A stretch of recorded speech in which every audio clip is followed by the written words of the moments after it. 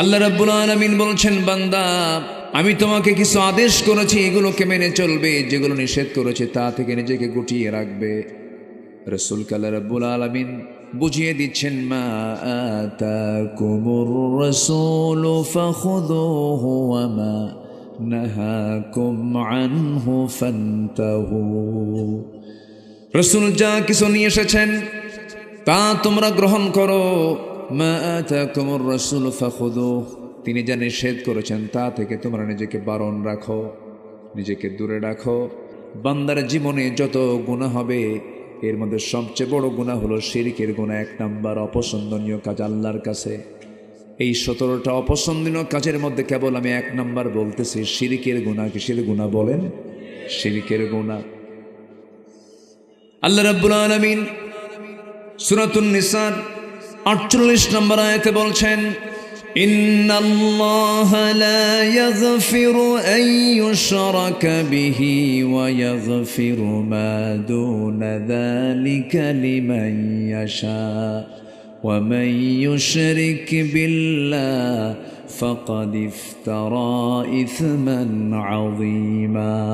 জোরে বলুন আল্লাহু আকবার। আল্লাহ রাব্বুল আলামিন বান্দার সকল গুনাহগুলোকে মাফ করে দিবেন, কিন্তু শিরকের গুনাহ কখনো মাফ হবে না। ওয়া মান ইউশরিক বিল্লাহি ফাকাদ হারামাল্লাহু আলাইহিল জান্নাহ। যে ব্যক্তি শিরক করবে তার জন্য জান্নাতটা হারাম হয়ে যাবে, তার জন্য জান্নাতটা বাজেয়াপ্ত হয়ে যাবে, সে জান্নাতের গন্ধ কখনো পাবে না। এই জন্য আমার বন্ধুগণ, কিছু কিছু গুনার ক্লাস আছে, দুনিয়ার জিন্দেগিতেও কিছু কিছু ভুল আছে। আপনি কাউকে থাপ্পড় মেরেছেন, আপনার ফাঁসি হবে না, কিন্তু আপনি একজনকে গুলি করে মেরে ফেলে দিয়েছেন। 2 অপরাধ কি একরকম নাকি? 2 অপরাধের শাস্তি কি একরকম না 2 রকম? 2 রকম।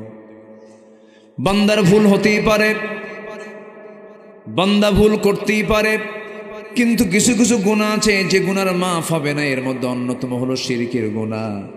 শিরিকটা কি? শিরিক এমন একটি গুনার নাম, বান্দা নিজেও টের পায় না আমি কখন শিরিক করে ফেলেছি। পিঁপড়া হাঁটলে যেমন পিঁপড়ার হাঁটার আওয়াজ কানে যায় না, বান্দা যখন শিরিক করে বান্দা নিজে অনেক সময় টের পায় না। মাস্টার্স পাস করেছে, পড়াশোনা সম্পূর্ণ হয়ে গেছে, বিসিএস পরীক্ষায় চান্স হয় নাই, ভাইবা হয় নাই, রিটেন হয় নাই, হতাশ চিত্ততা নিয়ে এক সময় বলেই ফেলে, আল্লাহ কি করে খাবো, আমি তো শেষ হয়ে গেলাম, কেমন করে চলবো, কেমন করে খাবো, কেমন করে আমি ঘুরবো ফিরবো। এই যে হতাশা, কে আমাকে দেখবে, কে আমাকে চালাবে, এই যে কথার মধ্যে তার যে অনেকগুলো কথা বের হয়ে গেছে, এর মধ্যে শিরকের কিছু গন্ধ আছে না নাই? আসতে বলবেন না, আছে না নাই? আল্লাহ নিজে বলে দিচ্ছেন, ওয়া মান ইয়াতাওয়াক্কাল আলাল্লাহ ফাহুয়া হাসবুহ। যে ব্যক্তি আল্লাহর প্রতি জীবনের সকল জায়গায় ভরসা রাখবে তার জন্য কাউকে দরকার হবে না, তার জন্য আমি আল্লাহ নিজে যথেষ্ট। জোরে বলেন সুবহানাল্লাহ। কার কথা? পৃথিবীতে মানুষ ছাড়া কোনো প্রাণীর কোনো খাদ্য গুদাম আছে নাকি? আছে? নাই। শুধু পিঁপড়া ছাড়া একটা প্রাণী আছে, পিঁপড়া। শুধু পিঁপড়াটা কিছু খাবার মজুদ করে, এছাড়া পৃথিবীতে কোনো প্রাণীর খাদ্য গুদাম নাই। কোন প্রাণী কি না খেয়ে মারা যায়? মানুষ আসতে কয়, মানুষ মারা যাচ্ছে না? ফিলিস্তিন, বর্তমান দুনিয়া, আধুনিক দুনিয়াতেও মানুষ না খেয়ে মারা যাচ্ছে, মানুষ না খেয়ে মারা যাচ্ছে। এটা খাদ্যের ঘাটতির কারণে নয়, বন্টনের দুর্নীতির জন্য। ঠিক কি না? বন্টনের দুর্নীতির জন্য। খাদ্যের সংকট নাই, বন্টনের সংকট। কিসের সংকট বলেন তো? ঠিক আছে, বন্টনের সংকট। সম্মানিত ভাইয়েরা, সম্মানিত বন্ধুগণ, আজকের আধুনিক দুনিয়াতে এমনও দেশ আছে মাসের পরে মাস খাবার নাই, পানি নাই। ফিলিস্তিনের ছোট্ট ছোট্ট বাচ্চাগুলো বাপ হারিয়েছে, মা হারিয়েছে, ঘর বাড়ি বোম্বিং করে উড়াইয়া দিয়েছে। সেই ছোট্ট ছোট্ট বাচ্চাগুলো খোলা আকাশের নিচে দাঁড়িয়ে আকাশের দিকে তাকিয়ে বলে, আকাশের মালিক, শুনলাম গোটা দুনিয়াতে নাকি প্রায় 200 কোটি মুসলমান, আজকে আমাদের পেটে কোনো খাবার নাই, আমরা আজকে না খেয়ে আছি। কই পৃথিবীর কোনো মুসলমান তো আমাদের সাহায্যে আমাদের পাশে দাঁড়ায় আসে না, দাঁড়াচ্ছে না। আল্লাহ তোমার আদালতে তাদের বিরুদ্ধে মামলা দিলাম, কি জবাব দিবেন আপনি? সম্মানিত ভাইয়েরা, পৃথিবীর কোন প্রাণী না খেয়ে থাকে না। জলভাগের সেই প্রশান্তের তলদেশে কোন প্রাণী, ছোট্ট ছোট্ট প্রাণীগুলো, এগুলো খাবারের দায়িত্ব নিয়েছেন তিনি কে? এগুলো প্রাণীকে কে খাওয়ান? আল্লাহ খাওয়ান। উড়ন্ত পাখিগুলো, কোনো খাদ্য গুদাম নাই, কেউ না খেয়ে থাকে না। কিন্তু মানুষের মধ্যে এত প্রবলেম কেন? মানুষ তো খাদ্য গুদামও বানিয়েছি, খাদ্যের মজুদও খাদ্যের মজুদও করে থাকে, এরপরও মানুষের এত সংকট কেন? এটার মূল কারণ হলো কোন প্রাণী আল্লাহর আনুগত্যের বাইরে কেউ চলে না। আল্লাহ রাব্বুল আলামিন বলেন, ওয়ালাহু আসলামা মান ফিস সামাওয়াতি ওয়াল আরদ তাওআন ওয়া কারহা। আসমান জমিনে যত প্রাণী আছে সমস্ত প্রাণীগুলো ইচ্ছাই হোক অনিচ্ছাই হোক আল্লাহর কাছে তারা সারেন্ডার করছে, আত্মসমর্পণ করছে। কিন্তু সবচেয়ে বড় প্রবলেম হলো বান্দার ভিতরে। আসতে বলবেন না, জোরে বলেন ঠিক কিনা? বান্দার ভিতরে বুকটা আমার ফেটে যায়। এতগুলো মানুষ, আমার দেশের মুসলমান, বিশ্বের অনেক দেশ সফর করেছে। আমার মনে হয় যদি হিসাব করা হয়, যদি গড় হিসাব করে দেখা হয় কোন দেশের মুসলমান সবচেয়ে কম নামাজি, আমার মনে হয় সেই দিক থেকে বাংলাদেশটাই ফার্স্ট হয়ে যাবে। শুক্রবারের দিনও মুসলমান নামাজে যায় না। জরিপ এসেছে মাত্র 15% মুসলমান হলো নামাজি। এর কারণটা কি? এই 53 বছর বহু নেতার আগমন হয়েছে। নেতাগুলো গরম গরম বক্তৃতা দিয়েছে, জনসভা করেছে, কিন্তু নেতাগুলো তার জনগণকে, তার কর্মীকে নামাজের দাওয়াত দেয় নাই। ঠিক কিনা? ও যুবকরা, তোমরা রক্ত দিয়েছ, দেশকে জুলুম থেকে মুক্ত করেছ, তোমাদের কাছে আমার প্রাণের দাবি, আমি তোমাকে সতর্ক করার জন্য বলছি, যে নেতা তোমার হাতে মদের বোতল তুলে দেবে, যে নেতা তোমার হাতে নারীকে তুলে দিবে, যে নেতা তোমাকে অস্ত্র তুলে দেবে, যে নেতা তোমাকে নামাজের কথা বলবে না, যে নেতা তোমাকে পরকালের ভয়ের কথা বলবে না, ওই নেতা তোমার জন্য দুনিয়াতেও বিপদের কারণ, আখিরাতেও বিপদের কারণ। ওই সমস্ত নেতৃত্বের মুখে তোমরা জুতা মারো, থুতু মারো। ঠিক কিনা? জুতা থুতু মারো। অসৎ নেতৃত্বের বুকে লাথি মারো, সৎ নেতৃত্ব গড়ে তোলো, নিজেকে প্রস্তুত করে নাও। একটা জুলুম থেকে বাঁচার জন্য যদি এই পরিমাণ রক্তের প্রয়োজন হয়, এই কোরআন প্রতিষ্ঠার জন্য আরো পথ আছে না নাই? আরো পথ বাকি আছে না নাই? আছে। আমাদের সংগ্রাম সেই সময় পর্যন্ত চলবে যতক্ষণ না কোরআনটাকে তার সঠিক জায়গায় না পৌঁছানো যাবে। সবাই রাজি আছেন তো? সবাই রাজি আছেন তো? 1000 বছর ওয়াজ করে বেহাপনা বন্ধ করতে পারবেন না। 1000 বছর ওয়াজ করে চিটাগং সিটি থেকে মদের দোকান বন্ধ করতে পারবেন না। 1000 বছর ওয়াজ করে বৃক্ষাবৃত্তির লাইসেন্স আপনি বন্ধ করতে পারবেন না। কিন্তু কোরআনটাকে যদি আমরা জায়গা মতো পৌঁছায় দিতে পারি, কোরআন দিয়ে শুধু নামাজ হবে, কোরআন দিয়ে সমাজ গড়বে না,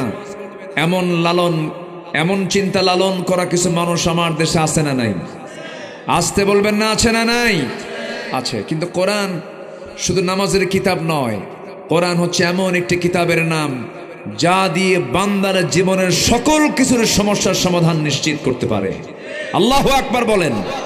অতএব কোরআনকে শুধু আমরা নামাজের ভিতরে দেখতে চাই না, শুধু তেলাওয়াতে দেখতে চাই না, কোরআনকে শুধু আমরা কাগজের পাতায় আর নামাজের পাতায় দেখতে চাই না, আমরা কোরআনকে দেখতে চাই সমাজের পাতায় পাতায়, প্রত্যেকটা সেক্টরে, সচিবালয় থেকে শুরু করে নিয়ে প্রত্যেকটি অঙ্গনে আমরা কোরআনকে দেখতে চাই। রাজি আছেন কারা কারা? হাত উঁচু করে দেখান।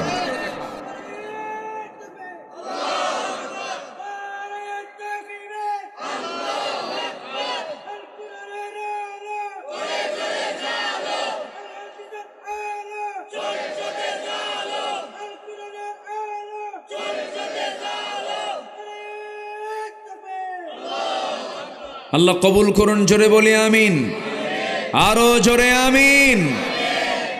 ধোঁকা তো আমরা কম খেলাম না, অনেক ধোঁকা খেয়েছি। এই 53 বছরে যে বৈদেশিক সাহায্য আমার দেশে এসেছে, এর 75% চলে গেছে নেতাদের পকেটে, কোনো কাজ হয়নি। যা ছিল দেশের সম্পদ, এই 16 বছরে 18 লক্ষ কোটি টাকা দেশের ঋণ রেখে ওরা নিজেদের পকেট ভরাইছে, 11 লক্ষ কোটি টাকা দেশ থেকে পাচার করেছে। আমরা সুন্দর করে সাজাতে চাই দেশটাকে, অন্য কিছু দিয়ে নয়। আমরা কারো বাবার আদর্শ প্রতিষ্ঠা করতে চাই না, আমরা কারো স্বামীর আদর্শ প্রতিষ্ঠা করতে চাই না, আমরা প্রতিষ্ঠা করতে চাই কার বিধান? আসতে বলবেন না, কার বিধান? এই চিন্তা লালন করে আমরা সামনের দিকে আগাবো, জোরে বলি ইনশাআল্লাহ। আমাদের সাহায্য করবেন কে? সাহায্য করবেন কে? কিন্তু সাহায্য যে করবেন তিনি, কিন্তু আল্লাহর যদি অপছন্দনীয় কাজ যদি আমাদের মধ্যে থাকে, তাহলে কে সাহায্য করবেন? শিরকের কোনো গন্ধ রাখা যাবে না, শনিবারে বাঁশ কাটা যাবে না। আছে নাকি এগুলো? আছে? হ্যাঁ, এইদিকে রবিবারে। আচ্ছা, আমার ওই এলাকায় শনিবারে। খুব সুন্দর মানুষ আপনারা। শনিবারে বাঁশ কাটা যাবে না, মঙ্গলবারে বিয়ে হওয়া যাবে না, আর বিয়ের দিন, বৃষ্টির দিন বিয়ে হওয়া যাবে না। বৃষ্টির দিন যদি বিয়ে হয়, সারা জীবন ওর চোখের পানি ফুরাবে না। ওই যে বৃষ্টি পড়তেছে, ওর চোখের পানিও ফুরাবে না। এরপরে এরকম শিরকের কথা এরকম বহু আসানা নাই, বলেন তো? আচ্ছা, সম্মানিত বন্ধুগণ, শিরক এটা মারাত্মক গুনাহ। আমার দেশের একটা বিশাল অংশ মাজার দেখলেই মাথা খারাপ হয়ে যায়। আছে নাকি? আছে না নাই বলেন তো? আচ্ছা, চিটাগাংয়ের দিকে কিন্তু আরো বেশি। শুধু মাজার দেখা মাত্র ওদের মাথা গরম। সামনে হয়তো কোনো কবরস্থান পাইছে, রাস্তা দিয়ে ট্রাক নিয়ে যাচ্ছে, ট্রাকের ড্রাইভার চালাচ্ছে, হেল্পার কয় বস সামনে কিন্তু মাজার শরীফ, ব্রেক মারতেই হবে, ব্রেক না মারলে আপনার গাড়ি কিন্তু উল্টে যাবে। দেখে নেন, শিরকের গন্ধ আছে নাকি বলেন তো? শিরক আছে না নাই? আচ্ছা, বস ব্রেক মারেন, ব্রেক মারলো, কসকসে 100 টাকার একখান নোট, সামনে কি রাখে ওটা? বক্স আছে, দান বাক্স, দান বাক্সের মধ্যে দিয়ে বলল বাবা বিপদ থেকে বাঁচাইয়া দিও। বিপদ থেকে বাঁচাবেন বাবা না আল্লাহ? আসতে বলে বাবা না আল্লাহ? যে বলল বাবা বিপদ থেকে বাঁচাও, এটা কি ইমানদারের কথা না মুশরিকের কথা? শিরকের কথা এটা। এগুলো হলো শিরকের গুনাহ। আমার দেশে বহু মাজার আছে, বহু জীবিত ভণ্ড কিছু দুশ্মন আছে, ভণ্ড কিছু শয়তান আছে, ওদেরকে আমি পীর বলবো না, কারণ পীর শব্দটা পবিত্র শব্দ। এই দেশে বহু পীরের আগমন হয়েছে। শাহজালাল ইয়ামিনী, শাহপরান, শাহ মাকদুম, খান জাহান আলী, এই যে বড় বড় আল্লাহর অলিগণ এই জমিনে সবুজ ভূখণ্ডে এসেছেন, তাদের মাধ্যম দিয়ে আমরা ইসলাম পেয়েছি। তাদের ত্যাগ, তাদের কোরবানি কোথায় ছিলেন? ইয়েমেন থেকে এসেছেন দেশে, রাশিয়া থেকে এসেছেন, গোটা পৃথিবীর কত দূর থেকে সব কিছু ছেড়ে দিয়ে হিজরত করে তারা দিন প্রচারের জন্য এসেছেন। আজমির শরীফে শুয়ে আছেন খাজা মঈনুদ্দিন চিশতি রহমতুল্লাহ আলাই, রাজা পৃথ্বীরাজের বিরুদ্ধে মোকাবেলা করেছেন। নিঃসন্দেহে তারা হক ছিলেন, বাতিল শক্তির তারা মোকাবেলা করেছেন, তারা হচ্ছেন হক পীর। কিন্তু আমার দেশে কিছু পীর কেবলা আছে যারা উজুই বোঝে না। আছে না নাই বলেন? কি বোঝে না? ওযু বোঝে না, উজুই করে না। পানির তলে কি বলে? পানির তলে মোমবাতি। হ্যাঁ, কি যে স্লোগানগুলো দেয় ওরা, খাজা দিল কর তাজা, ইসমে জালাল, গাজার কলকি খাওয়া হালাল। জোরে কোন নাউযুবিল্লাহ। বদমাইশ এগুলো। এরপরে মোল্লা মুন্সি নামাজ পড়ে, মারেফত তো বোঝে না, বাবার নামে হালকা দিলে ওযু গোসল লাগে না। মানে ওদের ওযুও নাই, গোসলও নাই। যার ওযু নাই, গোসল নাই, ওকে মানুষ না জানোয়ার? আজ থেকে মানুষ না জানোয়ার? জানোয়ার। জানোয়ারের তো কোনো ওযু গোসল লাগে না। এই সংখ্যা কিন্তু কম না, এই সংখ্যা অনেক। এগুলোকে প্রমোট করার জন্য কিছু ভণ্ড, কিছু বদমাইশ আয়াত ছাড়া হাদিস ছাড়া মনে যা আসে তাই কথা বলতো। এই 15 বছর 16 বছর এই তাফসীর মাহফিলের এই প্ল্যাটফর্মগুলোকে তারা নষ্ট করে দিয়েছিল। আমরা সতর্ক থাকব, অযাচিত কোরআন সুন্নাহ নাই এমন কোন আলোচনা আমরা মঞ্চে শুনতে চাই না। আসতে বলবেন না, জোরে বলুন ঠিক কিনা? এটা খেয়াল রাখতে হবে। আমার বন্ধুগণ, শিরকের কোনো গুনাহ করা যাবে না। আরেকটা শিরক হলো চিন্তাগত শিরক। আমার দেশে বহু মুসলমান আছে এমনটা বিশ্বাস করে নেয়। তারা বলে আমি নামাজ পড়বো আল্লাহর নিয়মে, রোজা রাখবো আল্লাহর নিয়মে, হজ করবো আল্লাহর নিয়মে, আমি আমার ব্যক্তিগত আমল দান সদকাগুলো করবো আল্লাহর নিয়মে, সমাজ আল্লাহর নিয়মে চালাবো না, দেশ সমাজ রাষ্ট্রগুলো দুনিয়ার নিয়মে চলবে। এই চিন্তা চেতনার কিছু মানুষ বুঝি বাংলাদেশে নাই। আসতে বলবেন না, আছে না নাই? আছে। তারা লালন করে যেটাই ধর্ম ধর্মের জায়গায় থাকবে, রাষ্ট্র রাষ্ট্রের জায়গায় থাকবে। না না, রাষ্ট্রের জায়গায় ধর্ম থাকবে না, ধর্মের জায়গায় রাষ্ট্র থাকবে না, তা হবে না। বরঞ্চ রাষ্ট্র আছে যেখানে, ধর্ম আছে সেখানে, ধর্ম থাকবে সেখানে, রাষ্ট্র থাকবে যেখানে। দুটোকে পৃথক করার কোনো সুযোগ নাই। যেই দিন থেকে রাষ্ট্র থেকে দিনকে সরানো হয়েছে, সেদিন থেকে স্বৈরাচারী শুরু হয়ে গেছে। আমার বন্ধুগণ, আমার ভাইরা, আমরা নামাজ যেমন আল্লাহর নিয়ম কানুন দিয়ে আমরা পড়ি, নামাজের মধ্যে কোনো নিয়ম ভঙ্গ হলে নামাজ কবুল হবে না। ঠিক তেমনি সমাজ চালাতে নিয়ে, রাষ্ট্র চালাতে নিয়ে আল্লাহর নির্দিষ্ট বিধান আছে না নাই বলেন? আসতে বলবেন না, আছে না নাই? কিন্তু সেই বিধানকে যারা লঙ্ঘন করবে, সে আইন কানুনকে যারা না মেনে শুধু ব্যক্তিগত জীবনে ইসলামকে মানতে চায় কিন্তু রাষ্ট্রীয় জীবনে ইসলামকে মানতে চায় না, রসুলকে দাড়িতে মানতে চায়, টুপিতে মানতে চায়, আতরে মানতে চায়, মিষ্টি খাওয়াতে মানতে চায়, কিন্তু নবীজি যে দিন কায়েমের জন্য যে উহুদের ময়দানে দাঁত ভেঙেছেন, রক্ত ঝরিয়েছেন, সেই দাঁত ভাঙ্গা সুন্নতকে অনেকে মানতে চায় না। আছে না নাই? কি আছে কি না বলেন? আছে। যারা ইসলামকে একটা জায়গায় মানতে চায়, আরেকটা জায়গায় মানতে চায় না, যারা রসুলকে নামাজে মানতে চায়, রোজায় মানতে চায়, দাড়িতে মানতে চায়, সুন্নতে মানতে চায়, কিন্তু রাষ্ট্রীয় জীবনে রসুলের সুন্নকে মানতে চায় না, ওটা নবীর উম্মত নয়, ওটা ভণ্ড, ওটা প্রতারক। ঠিক কিনা? আমার কথা কি মন খারাপ করছেন?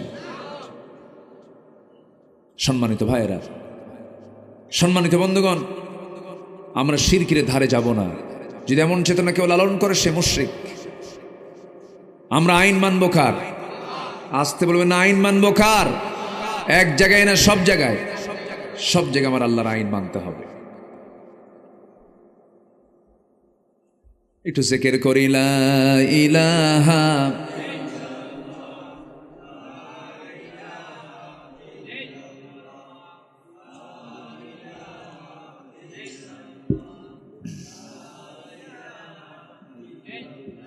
আরো জোরে, লা ইলাহা, আরো জোরে, লা ইলাহা, লা ইলাহা ইল্লাল্লাহু মুহাম্মাদুর রাসূলুল্লাহ সাল্লাল্লাহু আলাইহি ওয়াসাল্লাম। আল্লাহর অপছন্দনীয় কাজ যেন আমি কয়টা বলেছি বলেন তো? মনে আছে আপনাদের? কয়টা বলেছি? এই লোকগুলো ওঠে কেন? আমি কি শেষ করে দেব নাকি? তো ওঠেন কেন?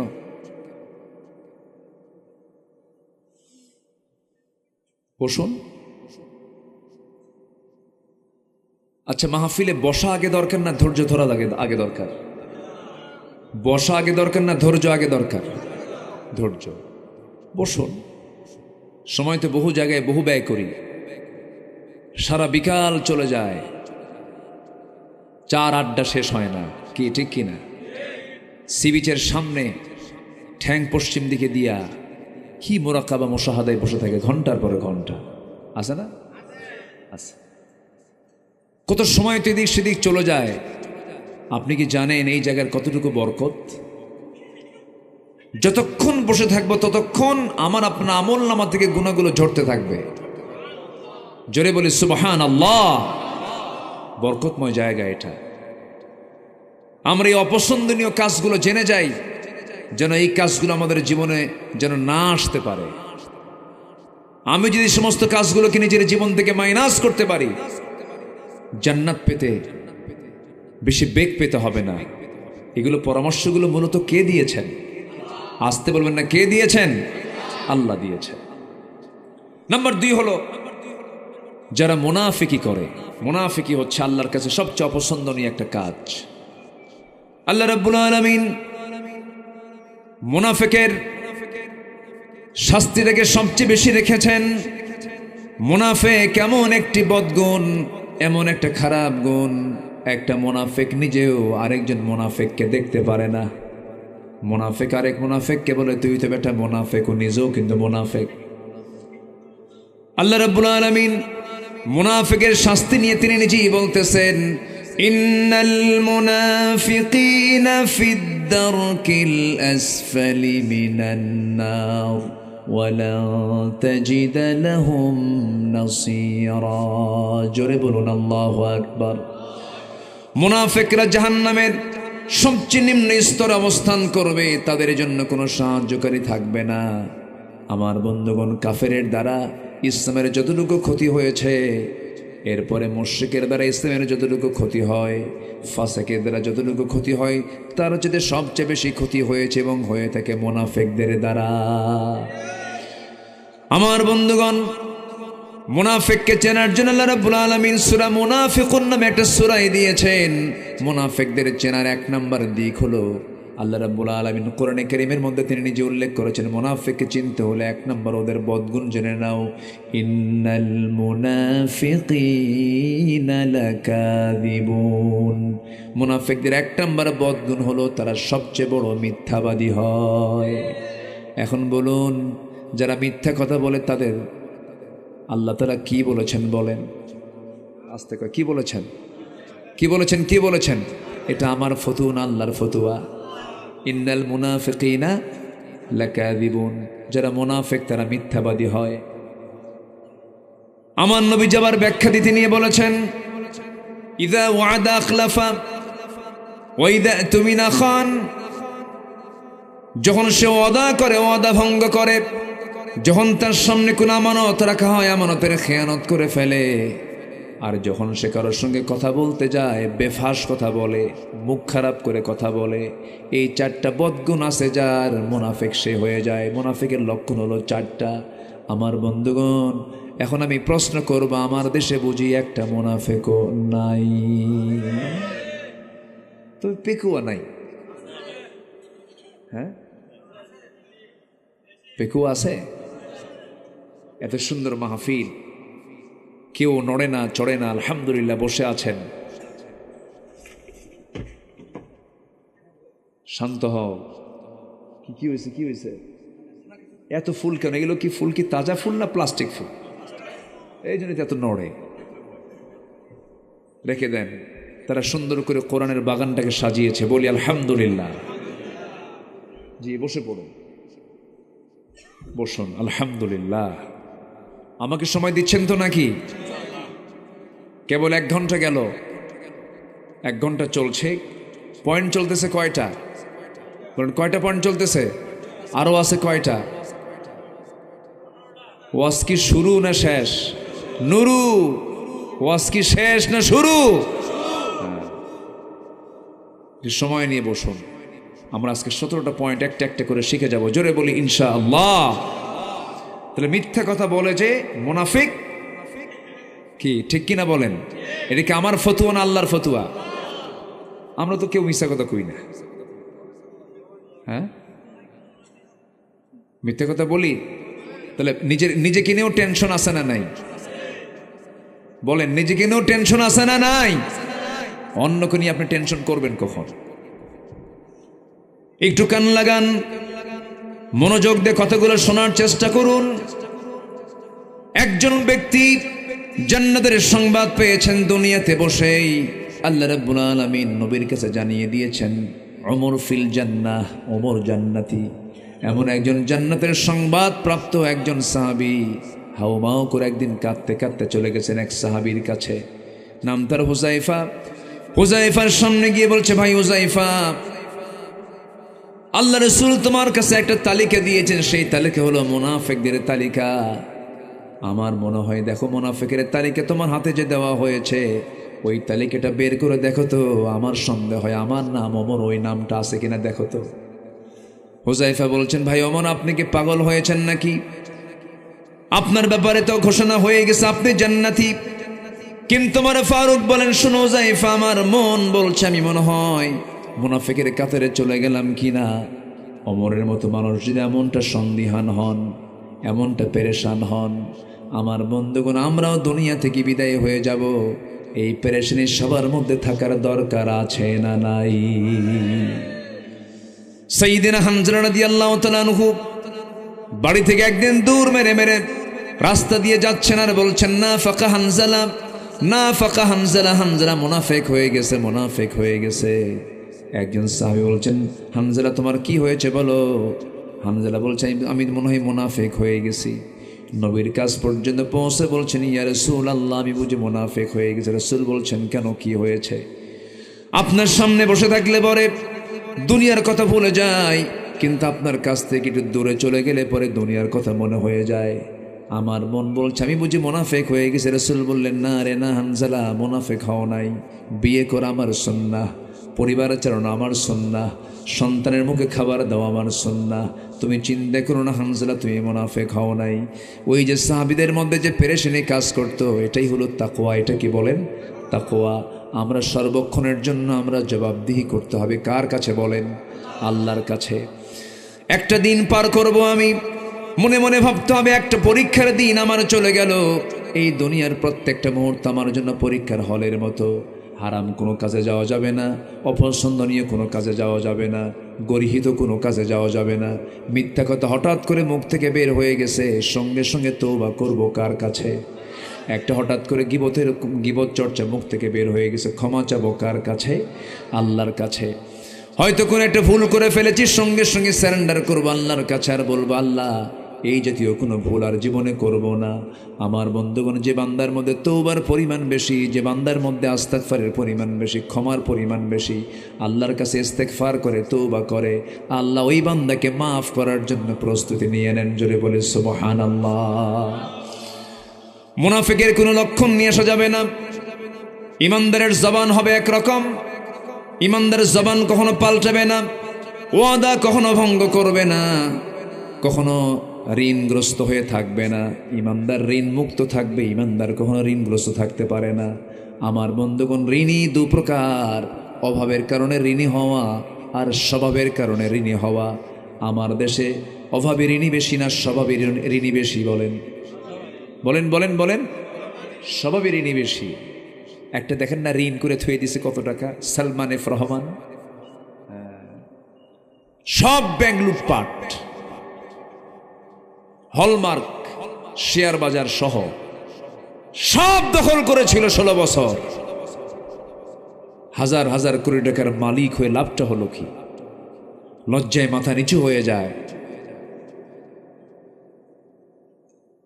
পালানোর জন্য নবীজির মুখের সুন্নাত দাড়িটা পর্যন্ত কেটে ফেলল। জানেন না আপনারা জানেন না? দাড়ি কাটলো, মাথার সাদা চুল কালো বানালো, পাঞ্জাবিটা খুলে গেঞ্জি পরলো, পাজামা খুলে লুঙ্গি পরলো, তরকারিওয়ালা সাজলো। কিওয়ালা? তরকারিওয়ালা সাজলো। নৌকায় চড়েছে বন্ধুকে নিয়ে, বন্ধু দুজন মিলে রওনা দিয়েছে, কিন্তু নৌকার ভিড়ল না। কোস্ট গার্ড ধরে ফেলেছে, ধরে আইনমন্ত্রীকে চিনে বলে, স্যার চিনছি, থানায় যেতে হবে, না নিতে পারলে নিতে পারতেছে না। বলে যে আপনি যার সাথে আসছেন লোকটা কে? তোমরা এখনো চিনো নাই? ওটাই তো দরবেশ। সম্মানিত ভাইয়েরা, জমিনে যারা ফাসাদ সৃষ্টি করবে, আল্লাহর ওয়াদা, ওয়াইলআনুহুমুল্লাহ, জমিনে যারা ফিতনা ফাসাদ সৃষ্টি করবে তাদের উপর আল্লাহ লানত পড়বে। এটা কার কথা? আল্লাহর কথা। আজ থেকে 2 বছর আগে 116 জন আলেমের তালিকা করেছিল এক বদমাইশ বিচারপতি শামসুদ্দিন মানিক। নাম শুনছেন তো? কি মানিক? আরে কালা মানিক বলবেন কেন? কালো তো আল্লাহ বানায় দিয়েছে। কালো তো আরো আমাদের মধ্যে বহু লোক আছে। কালো বানাইছেন কে? আল্লাহ। মানিক দুষ্ট। 116 জন তালিকার মধ্যে আমার নামটাও ঢুকেছে। অত্যাচার কম করণে 16 বছর। ফেরাউন বেঁচে ছিল হলো 1600 বছর, আর এরা ছিল হলো 16 বছর। সংখ্যার যে মিল হলো কেমনে বুঝলাম না। বুঝলেন?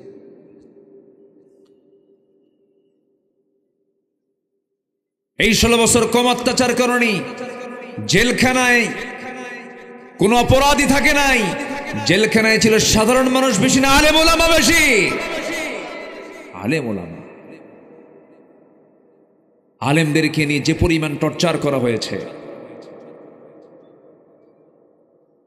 এই বিগত 16 বছর থাকার আগে 5 বছর যখন ছিল, 1996 সালে যখন তারা প্রথম আসে, ওই সময় আমাকে প্রথম মামলার আসামি করা হয়। এই গভর্নমেন্ট ক্ষমতায় আসার পরেও বিগত 16 বছর যে ছিল, ওই সময় আমার বিরুদ্ধে মামলা করা হয়। এই কালামানিক, আমি তো কালামানিক বলে ফেললাম, মানে নামটা ফেমাস হয়ে গেছে, তখন কি করবেন এখন? আচ্ছা, ও আমার নামে তালিকা করলো। নির্বাচনের আগ দিয়ে 2018 সালে হঠাৎ করে আমার বাড়ি ঘেরাও করে ফেলছে। ঘেরাও করে সাদা পোশাকধারী বলল যে আমরা প্রশাসনের মানুষ। আমি প্রশাসন না, সন্ত্রাস আল্লাহ জানে। ধরে নিয়ে আমাকে থানায় নিয়ে গেল। মামলা খান দিয়ে বলল, হুজুর কয়েকদিন ঘুরে আসে। জেলখানায় ঢুকায় দিল। ঢুকলাম, ঢুকে মাত্রই দেখি সামনে এক মুরব্বী, 80 থেকে 90 বছর বয়স, এক বুড়া মানুষ আমার দিকে লম্বা একখান সালাম দিয়ে বলল, হুজুর আপনি জেলখানায়? খুব খুশি হলাম। তো বললাম যে ঢুকলাম জেলখানায়, আপনি খুশি হলেন কেন? কেউ ওয়াজ শুনতে যায়, কত দূর থেকে ওয়াজ শুনি, মোসাফা করতে পারি না, কথা বলতে পারি না, তা আপনি এত সুন্দর আমার কাছে এসে ধরা দিলেন, তো এটা কি আমার দুঃখের সংবাদ না আনন্দের সংবাদ? সম্মানিত ভাইয়েরা, আমি তাকে বললাম, চাচা আপনার মামলা কি? তো বলে, বাবা আমার মামলা হলো বিস্ফোরক মামলা, আমি বোমা মারছি, বোমা। বলেন তো 85-90 বছরের মানুষের কি হাতের ফিটনেস থাকে? ও মারতে যাবে একদিক, উল্টো ওর গায়ের উপরে পড়বে। এই চিত্রায়িত হয়েছে 16 বছর। সম্মানিত বন্ধুগণ, সেই বিচারপতি মানিক আলেমের তালিকা করতে গিয়েছে, 2 বছর পার হয়নি। পালানোর জন্য সে ত্রিপুরা হয়ে দিল্লি যাবে। সিলেটের মানুষ তাকে ধরে মোটামুটি আপ্যায়ন করেছে, মেহমানদারি করেছে, উত্তম মাধ্যম দিয়ে শেষ পর্যন্ত বিসি শুদ্ধ আউট করছে। সম্মানিত বন্ধুগণ, সম্মানিত ভাইয়েরা, ওরা যেমন আমাদের 16 বছরের তালিকা করেছে, প্রত্যেকটি মুহূর্ত ত্রাস সৃষ্টি করেছে। আমরা সুস্পষ্ট জানান দিতে চাই, এই বাংলার সবুজ ভূখণ্ডে ইখতিয়ার উদ্দিন মোহাম্মদ বিন বখতিয়ার খলজির এই দেশে, শাহজালালের এই দেশে, শাহ মাকদুমের এই দেশে যারা নাস্তিক্য চেতনা লালন করতে চায়, যারা আল্লাহ বিরোধী রসুল বিরোধী কোন চেতনাকে প্রমোট করতে চায়, তাদের আমাদের এখন তালিকা করার সময় হয়েছে। ঠিক কিনা বলেন?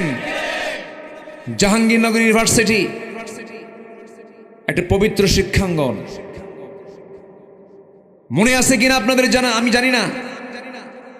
এক কুখ্যাত ছাত্র, তার নামও মানিক, 100টা নারীর জীবন ধ্বংস করে, 100 জন নারীকে ধর্ষণ করে, ছাত্রীকে ধর্ষণ করে, ধর্ষণের সেঞ্চুরি উপলক্ষে সে ক্যাম্পাসে এসে সাংবাদিক সম্মেলন করে সে মিষ্টি বিতরণ করেছে। আমাদের দাবি হলো এই সমস্ত কুলাঙ্গারদের প্রকাশ্যে ঝুলে রেখে ওদের রক্ত মাংস হাড় হাড্ডি কুত্তা বিলাই দিয়ে খাওয়ানো দরকার। রাজি আছেন কারা কারা? হাত উঁচু করে দেখান মুসলমান।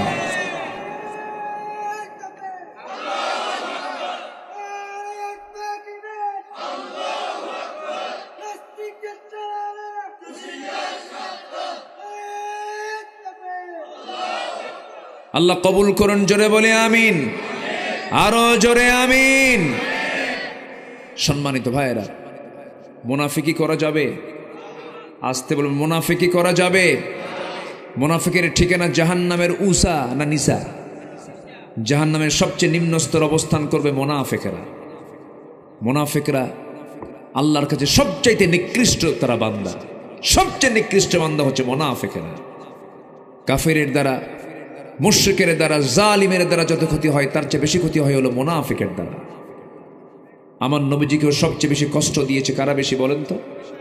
মুনাফিকেরা। বদর যুদ্ধের উস্কানি দিয়েছে মুনাফিকেরা, উহুদ যুদ্ধের উস্কানি দিয়েছে মুনাফিকেরা, খন্দকের যুদ্ধের উস্কানি দিয়েছে মুনাফিকেরা। আমার নবীজি মদিনায় থাকাকালীন চতুর্দিকে মুনাফিকরা বসবাস করেছে, ইহুদিদের সঙ্গে যোগসাজশ করেছে, যুদ্ধে আগায়া দিয়েছে তারা। মুনাফিকের নবীর সঙ্গে বহু মুনাফিকি করেছে, নামাজও পড়েছে তারা। নবীজির বয়ান শুনে শুনে চোখের পানি পর্যন্ত ফেলেছে। আমার নবীজির বয়ান শুনে মুনাফিকদের চোখের পানিতে গাল ভিজে গেছে, দাড়ি ভিজে গেছে। নামাজ পড়েছে, রোজাও রেখেছে, দানও করেছে, কিন্তু জায়গা মতো সময়ে গিয়ে তারা মুনাফিকি করেছে। আমার বন্ধুগণ, আমার নবীজির সংসার পর্যন্ত তারা তছনছ করতে চেয়েছিল। কত না শত্রুতা করেছে এই মুনাফিকের দলেরা। আমার নবীজি মুনাফিকদের ব্যাপারে এতটাই কঠোর ছিলেন, মহান রব্বুল আলামিন তাকেও নির্দেশ দিয়েছেন, ইয়া আইয়ুহান নাবিয়্যু জাহিদিল কুফফারা ওয়াল মুনাফিকিনা ওয়াগলুয আলাইহিম ওয়া মাআওয়াহুম জাহান্নাম। জোরে বলুন আল্লাহু আকবার। হে রাসূল, আপনি কাফিরদের বিরুদ্ধে মোকাবেলা করুন, মুনাফিকদের বিরুদ্ধে মোকাবেলা করুন। মুনাফিকদের ব্যাপারে আপনি কখনো নরম হবেন না, কঠোর হবেন, কারণ মুনাফিকদের ক্ষতি ইসলামের দ্বারা, ইসলামের সবচেয়ে বেশি ক্ষতি হয় মুনাফিকদের দ্বারা। আমার দেশের কিছু মুনাফিক আছে, দীর্ঘ 16 বছর ওই সময়টা পার করেছে, মাথায় টুপিও ছিল, মুখে দাড়িও ছিল, একটা মামলা তো দূরের কথা, একটা গায়ে আঁচড় পর্যন্ত লাগে নাই। যায় নাই 16 বছর যায় নাই, কিন্তু চোরের মায়ের আসতে কোন চোরের মায়ের বড় গলা। আমার বন্ধুগণ, আমার নবীজির পারিবারিক জীবনের একটা কথা আমার মনে পড়ে গেল। মুনাফিকরা কত ভয়ঙ্কর দেখেন, যদিও জানা কথা, একটু বোঝানোর জন্য আবার রিপিট করছি, একটু মনোযোগ দিয়ে শুনবেন। আমার নবীজি মদিনা থেকে সাহাবায়ে কেরামকে নিয়ে কোনো একটা অভিযানে বের হলেন। সেই অভিযান থেকে আবার ফেরার পথে নবীজি একজন সাহাবীকে দায়িত্ব দিয়ে বলেন, সাহাবী শোনো, এই জায়গা থেকে মদিনায় যাওয়ার পথে এতগুলো সাহাবী, কিছু সাহাবী পথ হেরে যেতে পারে, পথ ভুলে যেতে পারে। সাফওয়ান, তোমার দায়িত্ব হলো যে সমস্ত সাহাবী আমার পথ ভুলে যাবে তাদেরকে ধরে ধরে নিয়ে তুমি তোমার নিজ দায়িত্বে মদিনা পর্যন্ত পৌঁছায়া দিবা। সাফওয়ান বলছেন, ইয়া রাসূলুল্লাহ, ঠিক আছে, আপনার দায়িত্ব, আপনার দেওয়ার দায়িত্ব আমি যথাযথভাবে পালন করব। কিন্তু বাদ তো কেউ পড়ে নাই, বাদ পড়েছেন আসল মানুষ, তিনি হচ্ছেন আমার নবীজির প্রাণ প্রিয় স্ত্রী আয়েশা সিদ্দিকা রাদিয়াল্লাহু তাআলা আনহা। কেমন করে বাদ পড়লেন?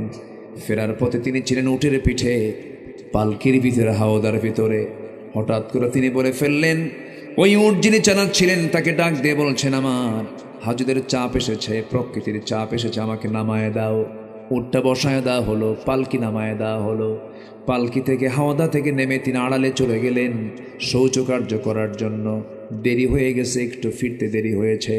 আম্মা জান আয়েশা এত চিকন ছিলেন যে, এত কম ওজনওয়ালা ছিলেন যে, যে সাহাবী দায়িত্ব নিয়েছেন সেই সাহাবী ভেবেছেন মনে হয় আম্মা জান আয়েশা ফেরত এসেছেন। হাওদার মধ্যে উঠেছেন, পালকিতে উঠেছেন। পালকিটা আস্তে করে টান দিয়ে তিনি উটের পিঠে বসায় দিলেন, কিন্তু আম্মা জান আয়েশা বাদ পড়েছেন, তিনি টের পান নাই। অর্থাৎ আম্মা জান আয়েশা থাকলেও যে ওজন, না থাকলেও সে ওজনে, এত ওজন শূন্য তিনি ছিলেন। বাদ পড়ে গেছে। আম্মা জান আয়েশা কি রেখে সবাই চলে গেছে। সব যখন চলে গেছেন বহুদূর পর্যন্ত, আম্মা জান আয়েশা এসে দেখেন কেউ নাই। সামনে আস্তে করে চাদর মুড়ি দিয়ে তিনি বসে গেলেন। পর্দার বিধান তখন নাজিল হয়ে গেছে। আম্মা জান আয়েশা মনে মনে চিন্তা করেন, আহারে মনে হয় বিপদে পড়ে গেলাম। তিনি আল্লাহর কাছে দোয়া করছেন, প্রার্থনা করছেন, আল্লাহর ফায়সালা। দূর থেকে লক্ষ্য করে দেখেন কে যেন বসে আছে। ওই দায়িত্বপ্রাপ্ত সাহাবী কাছাকাছি এসে দেখেন কেউ তো বসে নাই। আমার নবীর স্ত্রী আম্মা জান আয়েশা সিদ্দিকা তিনি বসে আছেন। দায়িত্বপ্রাপ্ত সাহাবী বলছেন, আম্মা জান আয়েশা আপনি চিন্তা করবেন না, আপনার কোনো টেনশন নাই, আমি আপনাকে সঙ্গে করে নিয়ে মদিনা পর্যন্ত নিরাপদে পৌঁছায় দেব। এই কথা বলে আম্মা জান আয়েশাকে ঘোড়ার পিঠে চড়াইয়া দিলেন। রাত্রি নিরাপদে সফরে মদিনা পর্যন্ত আমার নবীর ঘরে পৌঁছায় দেওয়া হলো। নবীর ঘরে যখন তিনি পৌঁছে গেছেন, মুনাফিকদের কানে এই সংবাদ চলে গেছে, তোমরা কি জানো গত রাত্রিতে সাফওয়ানের সঙ্গে একই ঘোড়ার পিঠে আয়েশা এসেছে। আয়েশা ঠিক নাই, আয়েশার চরিত্র নষ্ট হয়ে গেছে, সতীত্ব নষ্ট হয়ে গেছে। যেরকম নাউজুবিল্লাহ। এই সমস্ত আচরণ যারা করে তাদের পরিচয় কি বলেন? আসতে কয়। এই ধরনের লোক মনে হয় বাংলাদেশে নাই। আসতে বলবেন না, আছে না নাই? আল্লামা সাঈদীর বিরুদ্ধে মামলা দিয়েছিল, ধর্ষণের মামলা। আরে এই তো শয়তানও মানবে না। শয়তান কবে আমি মিথ্যা কথা কই, কিন্তু এরকম মিথ্যা কথা আমি করি না। দোয়া করে দেব নাকি? একটু বসুন, ঠান্ডা লাগতেছে মনে হয় আপনাদের, অসুবিধা নাই তো? বলি আলহামদুলিল্লাহ। আমার বন্ধুগণ, এই কথা যখন চতুর্দিকে রিউমার ছড়াইয়া দিল মুনাফিকরা, চতুর্দিকে এই নিউজ যখন চতুর্দিকে চলে গেল, নবীর কানের সংবাদ চলে এসেছে অলরেডি। খারাপ কথা আস্তে ছড়ে না, দ্রুত ছড়ে, দ্রুত ছড়ে। নবীর কানে যখন সংবাদ চলে এলো, আমার নবীজি কথাটা শোনা মাত্রই তিনি, তার মনটা ভেঙে গেছে। আম্মা জান আয়েশাকে ডাক দিয়ে বলছে, আয়েশা কি যেন কথা আমার কানকে ভারী করে দিল। যেই কথাটা আমি শুনতে পেলাম, গোটা মদিনায় সব জায়গায় কথা বলা বলি হচ্ছে। আয়েশা আমার মনে হয় এই কথা জানার পর আমি তোমাকে বলতে দেব, আমি তোমাকে বলতে চাই, তোমার এই মুহূর্তে আমার বাড়িতে না থেকে তোমার বাবার বাড়িতে থাকা উচিত। যাও, তোমার বাবার বাড়িতে চলে যাও। আমার বন্ধুগণ, একজন নারীর যখন বিয়ে হয়ে যায়, তার জন্য শ্রেষ্ঠ বাড়ি বাবার বাড়ি না স্বামীর বাড়ি? বলেন কার বাড়ি? কিন্তু যে মহিলা বিয়ের পরে তার কাছে মনে হয় শ্রেষ্ঠ বাড়ি বাবার বাড়ি, সংসার সুখের সংসার সুখের হয়। এরকম কিছু মহিলা আছে না নাই? আসতে বলবেন না, আছে না নাই? আমার মায়ের আলোচনা শুনছেন কিনা জানি না, আছে নাকি? আছে। মা তো অবশ্যই সম্মানী, বাবা তো অবশ্যই সম্মানী, অবশ্যই তারা সম্মানিত জন। মা বাবা, ছেলে হোক, ছেলের কাছে হোক আর মেয়ের কাছে হোক, অবশ্যই সম্মানিত মানুষ তারা। কিন্তু একজন নারীর বিয়ে যখন হয়ে যাবে, তার কাছে শ্রেষ্ঠ বাড়ি হতে হবে স্বামীর বাড়ি। আম্মা জান আয়েশার কানে যখন সংবাদ চলে গেল, রাসূল যখন বলেন, আয়েশা তুমি তোমার বাবার বাড়ি চলে যাও, আম্মা জান আয়েশার চোখের কোনা বেয়ে বেয়ে টপ টপ করে পানি পড়ছে। আর রাসূলকে লক্ষ্য করে বলছেন, ইয়া রাসূলুল্লাহ, আপনি আমার স্বামী শুধু নন, আপনি বিশ্বনবী। আপনি আমাকে অর্ডার দিয়েছেন, আমি যেতে বাধ্য। আমি আমার বাবার বাড়ি চলে গেলাম। তবে একটা কথা বলছি, ইয়া রাসূলুল্লাহি, আমার আপনার সঙ্গে যে বিয়ের বন্দোবস্ত হয়েছে, পৃথিবীর কোনো ঘটক কিন্তু এখানে ঘটকালি করে নাই। স্বয়ং আরশের মালিক আল্লাহ নিজে বিয়ের পয়গাম পাঠাইয়া দিয়েছে। ইয়া রাসূলুল্লাহ, আমি চললাম আমার বাবার বাড়িতে, আমি আল্লাহর উপরে তাওয়াক্কুল করলাম। জোরে বলেন সুবহানাল্লাহ। বিপদ যখন আসবে আমরা ভরসা করব কার উপরে? আল্লাহর উপরে। চলে গেলেন মায়ের বাড়িতে। মা ভালো করে কথা বলে না। বাপ হচ্ছেন আবু বকর সিদ্দিক রাদিয়াল্লাহু আনহু, তিনি ভালো করে কথা বলছেন না। তিনি বলছেন না, ও আমার মেয়ে আয়েশা, তুই রাসূলকে কষ্ট দিলি। সবাই তার প্রতি নেগেটিভ দৃষ্টিতে তাকায় আছে, ব্যবহার খারাপ করতেছে। কিন্তু আম্মা জান আয়েশা যে পুত পবিত্র মানুষ, সেজদায় পড়ে পড়ে কান্দেন। চিকন মানুষ আরো চিকন হয়ে যান, পাটখড়ির মতো হয়ে গেছেন। কাঁদতে কাঁদতে যায়, নামাজ ভিজে যায় গোটা রাত।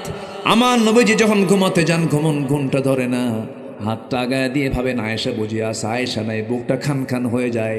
নবীজির চোখের পানিতে বালিশ ভিজে যায়, আম্মা জান আয়েশার পানিতে যায় নামাজ ভিজে যায়। নবীও কান্দে, আয়েশাও কান্দেন, সাহাবীরাও কান্দে। আর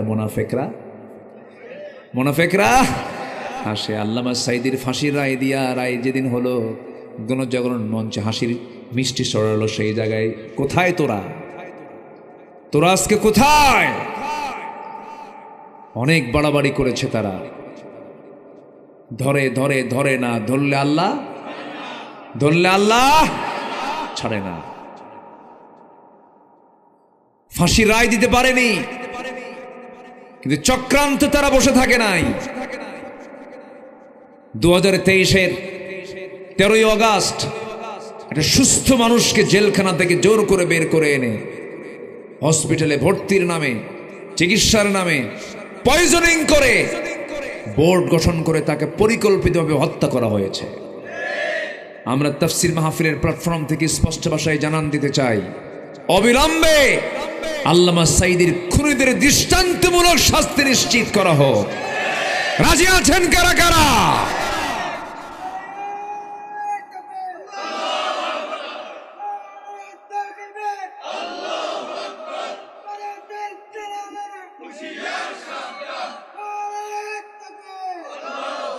আল্লাহ কবুল করুন। জোরে বলি আমিন, আরো জোরে আমিন। আল্লাহ আছেন না নাই? আসতে বলে আল্লাহ আছেন না নাই? প্রায় লোকই বলতো, না মরা পর্যন্ত আর চেঞ্জ হবে না। বলতো না? আমার কথা কি টের পাচ্ছেন? বুঝতেছেন তো নাকি? না মরা পর্যন্ত কাম হবে না। আল্লাহ কেমনে ধরেন? আল্লাহু আকবার বলেন, আল্লাহু আকবার। ওরা ভেবেছিল কে আছে আমাদের মোকাবেলা করবে? কে আছেন? আসতে বলবেন না, কে আছেন? আল্লাহ আছেন। জুলুম দিয়ে শাসন কখনো টিকসই হতে পারে না। আম্মা জান আয়েশা কাঁদতেছেন, রাসূলও কাঁদতেছেন। আম্মা জান আয়েশা বলেন, আমি নিজেকে ধন্য মনে করি। আমি নবীর জীবনে যত স্ত্রী রাসূল পেয়েছেন, এর মধ্যে আমি একমাত্র স্ত্রী। আমি ছিলাম কুমারী। আমি নিজেকে ধন্য মনে করি। রাসূল আমার শানে বলেছেন, আয়েশা আমার শ্রেষ্ঠ স্ত্রী। আম্মা জান আয়েশা বলেন, 9টা কারণে আমি শ্রেষ্ঠ। আমার নবীজি আমাকে 9 বছর বয়সে বিয়ে করেছেন, 13 বছরে বধূ করে আমাকে ঘরে নিয়েছেন। আমি আয়েশা নিজের চোখে জিব্রাইলকে দেখেছি। আমি নবীর সঙ্গে যখন একই সঙ্গে বিছানায় ঘুমাতাম, একই চাদরের নিচে, আমি থাকা অবস্থায় জিবরিল আমিন ওহী নাজিল করেছেন নবীর উপরে। আমি আয়েশা নিজেকে ধন্য মনে করি। আমার নবীজি আমার ব্যাপারে এতই সন্তুষ্ট ছিলেন, মাঝে মাঝে তিনি আমার কথা বলতেন। আমি নিজেকে ধন্য মনে করি। আল্লাহ তাআলা আমার শানে কয়েকটা আয়াত পর্যন্ত নাজিল করেছেন। আমি আয়েশা নিজেকে ধন্য মনে করি। আমার নবীজি যখন দুনিয়া থেকে বিদায় নেবেন, আমার ঘরে তিনি ইন্তেকাল করেছেন। আমার সামনেই তিনি কথা বলেছেন। আমার সঙ্গে তার সর্বশেষ কথা হয়েছে। আমার ঘরে ঢুকিয়ে বলছেন, আয়েশা, আমার শরীরটা ভালো না, যে কোনো মুহূর্তে দুনিয়া থেকে বিদায় হয়ে যাব। মালাকুল মউত চলে আসবে। আয়েশা, তোমার কাছে আমার কিছু কথা আছে। আমার নবীজি ফ্রিলি কথা বলা শুরু করে দিলেন। এমন সময় বলছেন, আয়েশা রে, প্রচণ্ড মাথা ব্যথা হচ্ছে। মাথায় পানি ঢেলে দেওয়া হলো। হঠাৎ করে বেলাল আজান দিয়ে ফেললেন। রাসূল বলছেন, ও আমার আয়েশা, বেলাল তো আজান দিল, মসজিদে যাওয়া দরকার। আমার নবীজি ঘুমন্ত অবস্থা থেকে, শুয়ে থাকা অবস্থা থেকে তিনি দাঁড়াতে লাগলেন। মাথা চক্কর মেরে পড়ে যেতে লাগলেন। আম্মা জান আয়েশা তাকে ধরে ফেললেন। ধরে ফেলে বলছেন, ইয়া রাসূলুল্লাহ, আপনারা বুঝে জামাতে নামাজ আর পড়ার কিসমত হবে না, আপনি পারবেন না। রাসূল বলেন, আয়েশা রে, বুঝতে পেরেছি জামাতে নামাজ আমি আর পড়তে পারবো না, কিন্তু আমার মুসল্লায় কে দাঁড়াবে? কেউ তো দাঁড়ানোর সাহস পাচ্ছে না। তোমার আব্বা আবু বকরকে ডাক দিয়ে বলো আমার মুসল্লায় যেন আমার আবু বকর দাঁড়ায় আমার দায়িত্ব পালন করে নেয়, মানে আমার পরবর্তী খলিফা আমার আবু বকর হবে। যেরকম সুবহানাল্লাহ। নেতৃত্ব আসে নামাজ থেকে, কিসে থেকে বলেন? আসতে বলেন কেন না? নেতৃত্ব আসবে কিসের থেকে? নামাজের যে নেতৃত্ব দেবে সে সমাজের নেতৃত্ব দেবে। যে নেতৃত্ব দিতে যাবে তার যদি নামাজের নেতৃত্ব না থাকে, তার নেতৃত্ব দেওয়ার কোনো অধিকারই নাই। আমার নবীজি বলে দিলেন, ওরে আয়েশা, তোমার আব্বাকে বলো আমার মুসল্লায় যেন দাঁড়িয়ে যায়। আমার নবীজির মুসল্লায় যখন আবু বকর দাঁড়ায় গেছেন, সাহাবে কেরামদের মধ্যে হাউমাউ কান্না শুরু হয়ে গেছে, কান্নার রোল পড়ে গেছে, সবাই কান্নায় অস্থির হয়ে গেছে। সেই কান্নার আওয়াজ নবীর কানে যখন চলে এসেছে হুজরাখানা থেকে, রাসূল বলছেন, আয়েশা, আমার সাহাবীরা কান্দে, আমাকে একটু নিয়ে যাও। জানালার কাছে নিয়ে যাওয়া হলো। নামাজ শুরু হয়ে গেছি। সাইয়েদনা আবু বকর সিদ্দিক রাদিয়াল্লাহু আনহু নামাজ শুরু করে দিয়েছেন। পিছন থেকে সমস্ত মুসল্লিরা সাহাবীরা নামাজ পড়তেছেন। নবীজি তাদের নামাজের দৃশ্যগুলো দেখতেছেন, আর চোখের কোনা বেয়ে বেয়ে টপ টপ করে পানি পড়তেছে। নবীজি কান্দেন। নবীজির চোখের পানিগুলো আম্মা জান আয়েশা মুছে মুছে দিয়ে বলেন, ইয়া রাসূলুল্লাহ, আপনি কান্দেন কেন? তারা তো নামাজ পড়ে। রাসূল বলছেন, আয়েশা রে, মানুষ যখন কান্না করে দুইটা কারণে কান্না করে, একটা হলো চরম দুঃখে কান্দে, আর চরম আনন্দে কান্দে। আমার আজকে কান্নার যে কারণ তুমি বুঝতে পারো নাই, আমার আজকে কান্নার কারণ হলো সবচেয়ে চরম আনন্দের জন্য আমি আজকে কাঁদতেছি। তুমি কি জানো আয়েশা, আমার সাহাবীরা আজকে স্বাধীনভাবে নামাজ পড়তেছে। এই নামাজ আমাকে মক্কার কাফেররা পড়তে দেয় নাই। আমি যখন নামাজ পড়তে গেছি, আমি যখন সালাত আদায় করতে গেছি, রুকুতে গিয়েছি, আমার পিঠের উপর উঠের পচা নারী ভরি চাপায়া দিয়েছে। আমি নামাজ পড়তে গেছি, হাতের মধ্যে পায়ের মধ্যে তারা পুতুল ঢুকায় দিয়েছে, মূর্তি ঢুকায় দিয়েছে, নামাজ পড়তে দেয় নাই। এই নামাজ কায়েমের জন্য আমাকে তায়েফের ময়দানে মার খেতে হয়েছে। এই নামাজ কায়েমের সংগ্রাম করতে গিয়ে দেখো না আয়েশা, আমার দুটো দাঁত নাই। উহুদের ময়দানের দাঁত আমাকে ভেঙে দিয়েছে কাফেররা। তুমি কি জানো আয়েশা, এই নামাজ কায়েমের জন্য আমার কোমরটা আজকে কুঁজা হয়ে গেছে। দেখো না, সোজা হয়ে দাঁড়াতে পারি না। খন্দকে কোদাল মারতে মারতে আমার কোমর কুঁজা হয়ে গেছে। ওরে আয়েশা, এই নামাজ কায়েমের সংগ্রাম করতে গিয়ে দাঁত গেছে, আমার কোমর গেছে। এত ত্যাগ কোরবানির মধ্য দিয়ে আজকে সেই নামাজের পরিবেশ ফিরে পেয়েছি। এই জন্য আমি চরম আনন্দে আমি কাঁদতেছি। আয়েশা রে, আমি বুঝি দুনিয়া থেকে বিদায় নেব। আয়েশা, আমার বাঁচার মনে হয় আর সুযোগ নাই। মালাকুল মউত চলে আসবে, যে কোনো মুহূর্তে আমার ইন্তেকাল হয়ে যাবে। দেখো তো আমার কলিজার টুকরা দরের দুলালি আমার ফাতিমা কোথায়? দরজার কাছে এসে তিনি হাজির হয়ে গেছেন, রাসূলকে সালাম দিচ্ছেন, কিন্তু চোখে মুখে তার কান্না, চোখ দিয়ে টপ টপ করে পানি পড়ছে। বুখারীর বর্ণনা, আমার নবীজি আস্তে করে আম্মা জানায়েশার পাশে ফাতিমাকে বসায়া দিয়ে বলছে, আমার কলিজার টুকরা মেয়ে ফাতিমা, এই দিকে আসো। কানের মধ্যে মুখ ঢুকায়া দিয়া কানে কানে বলছে, ফাতিমা রে, আমি দুনিয়া থেকে এখন বিদায় নিব, আমার বিদায়ের পর তুমিও দুনিয়া থেকে বিদায় নিবা। সান্ত্বনা দিলেন। সান্ত্বনা দিয়ে বলছেন, ফাতিমা, কবরের জিন্দেগিতে তুমি আমার পাশাপাশি থেকে যাবে। মৃত্যুর কথা শুনলে মানুষ ভয় পায়, কিন্তু ফাতিমা মৃত্যুর কথা শুনে তিনি ভয় পেয়েছেন, আনন্দ পেয়েছেন। আনন্দ পেয়েছেন, আহা, আব্বার সঙ্গে কবরের মাটিতে আমার দেখা হয়ে যাবে। আমার নবীজি দুনিয়া থেকে বিদায় নিয়ে নেবেন। এমন সময় বলছেন, ফাতিমা, কোনো চিন্তা করো না, যাও। এবার বলছে, আয়েশা, আমি দুনিয়া থেকে বিদায় নিয়ে নেব, দেখো তো ঘরের মধ্যে কোনো কিছু আছে নাকি। তন্ন তন্ন করে খুঁজে খুঁজে 5 খণ্ড স্বর্ণের টুকরা পাওয়া গেল, বার পাওয়া গেল। হাতের তালুতে নিয়ে বলছে, আয়েশা রে, এতটুকু সম্পদ আমি আমার ঘরে রাখতে চাই না, এটা দিন প্রতিষ্ঠার সংগ্রামে আমি দান করে দুনিয়া থেকে বিদায় হতে চাই। আমার নবীজি তাও দিয়ে দিলেন। আমার নবীজি এবার বলছেন, আয়েশা, আমি দুনিয়া থেকে বিদায় নিয়ে নেবে, মালাকুল মউত চলে আসবে, আমার জান কবজের জন্য প্রস্তুতি চলতেছে। ওরে আয়েশা, একটা কথা তোমাকে বলে দিচ্ছি, আমার উম্মতকে সর্বশেষ একটা মেসেজ দিয়ে দিবা, আমার উম্মতরা যেন কখনো 5 ওয়াক্ত নামাজ না ছেড়ে দেয়। সবাই কি নামাজ পড়তে রাজি আছেন নাকি? সবাই কি নামাজ পড়তে রাজি আছেন? জোরে বলি, ইয়া আল্লাহ, আমাদেরকে 5 ওয়াক্ত নামাজ আদায় করার তৌফিক তুমি আল্লাহ দিয়া দাও। জোরে বলি আমিন, আরো জোরে আমিন, আরো জোরে আমিন। আমার বন্ধুগণ, আমার নবী যে এই কথা বললেন, দুনিয়া থেকে তিনি বিদায় নিয়ে নিলেন। নবীজির শেষ কথা ছিল সালাত।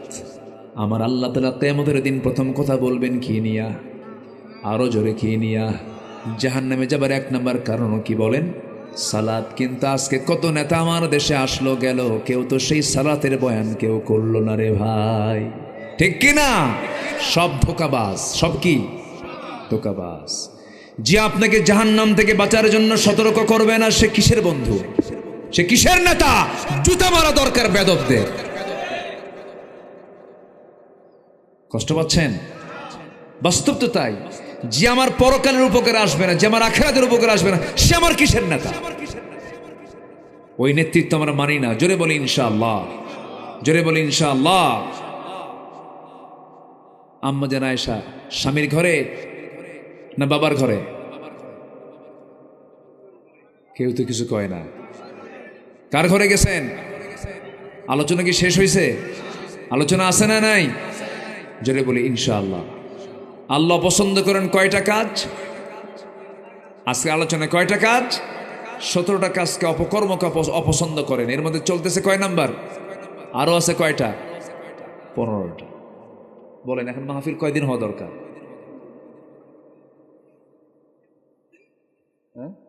মাহফিল তো 5 দিন হলে ভালো হয়। আমার বন্ধুগণ, নাম্বার 3 হলো অহংকার করা। কি বলেন? আমরা কিন্তু ওইদিকে শেষ হয়নি আমাদের আলোচনা। আম্মা জান আয়েশার যে প্রেক্ষাপটটা আমরা শেষ করতে পেরেছি, দেখি আমরা একটু এইদিকে আসি, আবার একটু লাইনে চলে আসি। আবার বলবো, চাচা তো লাইন মানে অপেক্ষায় আছেন। জি আলহামদুলিল্লাহ। আমি এলাকা তো আসি, এলাকার মানুষের মন মেজাজ বুঝি। আলহামদুলিল্লাহ, আলহামদুলিল্লাহ বলেন। খুব সুন্দর মানুষ আপনারা। নাম্বার 3 হলো অহংকার করা যাবে না। কি করা যাবে না বলেন তো? অহংকার। অহংকার করার যোগ্যতা কার? আসতে বলে অহংকার করার যোগ্যতা কার? আকাশ আমার, কে বলবেন? জমিন আমার, কে বলবেন? সূর্য আমার, কে বলবেন? তুমি কি বলবা বান্দা? তুমি কি বলবা? তুমি তোমার একটু লুজ মোশন হলেই তো কাম সারা। বাথরুমে 7-8 বার সকালে গেলেই তো বউ তো চেনা যায় না, কি ঠিক কি না? সামনে বউ হাঁটে না মা হাঁটে চেনা যায় না, কি ঠিক কি না? তোমার কিসের অহংকার? তুমি তো দুর্বল, শ্রমিকে নির্গত এক ফোঁটা পানি থেকে তোমার জন্ম। তোমার তো কোনো উল্লেখযোগ্য, তোমার অহংকার করার মতো কোনো গুণ তোমার মধ্যে নাই। অহংকার করার একমাত্র যোগ্যতা বলুন, জোরে বলুন, কার? লিমানিল মুলকুল ইয়াওমা, আজকে রাজত্ব কার? তাবারাকাল্লাযী বিয়াদিহিল মুলকু ওয়া আলা কুল্লি শাইইন কাদির। সে অহংকার যখন বান্দার মধ্যে ঢুকে যাবে, তার পতনও হয়ে যাবে। যখন বলে ফেলছে রাজাকের নাতিপুতিরা চাকরি পাবে নাকি, কইছে না? এটা কি বিনয়ের কথা না অহংকারের কথা? আল্লাহ কয় থাম। কি ধরে নাই? আল্লাহ ধরে নাই, ধরে নাই, ধরে নাই, ধরেছে। দেশ কি কারো একার? দেশ কি কারো একার না সবার? সবাইকে নিয়ে কথা বলতে হবে। আমার বন্ধুগণ, অহংকার করেছিল ফেরাউন, পানিতে চুবান দিয়ে মেরেছেন। অহংকার করেছিল নমরুদ, ন্যাংরা মশাদে বিদায় করেছেন। অহংকার করেছিল আবু জেহেল, নিষ্পাপ নাবালক সন্তানকে দিয়ে দুনিয়া থেকে তাকে বিদায় ঘটিয়ে দিয়েছেন। আমার বন্ধুগণ, যুগে যুগে যারাই অহংকার করেছে, ক্ষমতার অহংকার দেখিয়েছে, তাদেরকে মুহূর্তের মধ্যে শেষ করে দিয়েছেন তিনি আমার কে? জোরে বলেন, তিনি আমার কে? আল্লাহ। আমার বন্ধুগণ, অহংকার করা যাবে না। আল্লাহ রাব্বুল আলামিন বলেন, লা তামশি ফিল আরদি মারহান ইন্নাকা লান তাখরিকাল আরদা ওয়া লান তাবলুগাল জিবালা তুলা। জোরে বলুন আল্লাহু আকবার। অহংকার করো না, জমিন অহংকার করে চলো না। তোমার অহংকারে তুমি এক চুল পরিমাণ উঁচু হতে পারবে না, জমিন এক চুল পরিমাণ দাবা দিতে পারবে না। তোমার কিসের অহংকার? তোমার অহংকার করা মানায় না। অহংকার করবেন একমাত্র তিনি আমার কে? আল্লাহ তাআলা ইমানদার বিনয়ী হবে, ইমানদার ক্ষমাশীল হবে, ইমানদার জমিনে চলবে অত্যন্ত বিনয়ী হয়ে, মানুষের সঙ্গে খুব বিনয়ী হয়ে কথা বলবে, সুন্দর আচরণ করে কথা বলবে, বুক উঁচু করে দম্ভ ভরে নিচের দিকে না তাকায় যারা অহংকার করে হাঁটবে, তাদের অহংকারকে মুহূর্তের মধ্যে চূর্ণ করতে পারেন তিনি আমার কে। আমার বন্ধুগণ, অহংকার করা হচ্ছে আল্লাহর অপছন্দনীয় কাজ। শিরকের কাজ করা যাবে না, মুনাফিকি করা যাবে না, অহংকারে দেখানো যাবে না। নাম্বার 4 হলো কুফরি করা যাবে না, অবাধ্য হওয়া যাবে না। আমার বন্ধুগণ, নাম্বার 5 হলো আল্লাহ রসুলকে কষ্ট দেওয়া যাবে না। আল্লাহ এবং রসুলকে যারা কষ্ট দিবে তাদের ঠিকানা হবে জাহান্নাম। তাদের ঠিকানা কি হবে? জাহান্নাম। আল্লাহ রাব্বুল আলামিন বলছেন, ইন্নাল্লাযীনা ইউযুনাল্লাহ, মানুষ টাকা নাই, পয়সা নাই, ব্যাংক নাই, ব্যালেন্স নাই, কিচ্ছু নাই। সকালবেলা ঘুম থেকে উঠেই নামাজ পড়ে চলে গেছে জমিতে, কোদাল মারতে মারতে এমন অবস্থা, প্রচণ্ড ক্ষুধা, বাড়িতে এসে আদা সিদ্ধ কোনো কিছুই নাই। সকালবেলা রাতের পোড়া খাবার, রাতের সেই পান্তা ভাত পাতিল ভরা ছিল, সেই পাতিল ভরা এক পান্তা 1 কেজি পরিমাণ পাতিলের সেই পান্তা লবণ দিয়া, পেঁয়াজ দিয়া, শুকনো মরিচ অথবা কাঁচা মরিচ দিয়া এমন মারা মারলো গোগ্রাসে। এক চোটে 1 কেজি পান্তা খাওয়ার পর যখন বলা হয় খাইছো কেমন, পেটের কোনা ফোর্স আরো কেজি হলে ভালো হয়। কি ঠিক কিনা কন? আমার বন্ধুগণ, রিজিক কে দেন? আসতে বলুন, রিজিক কে দেন?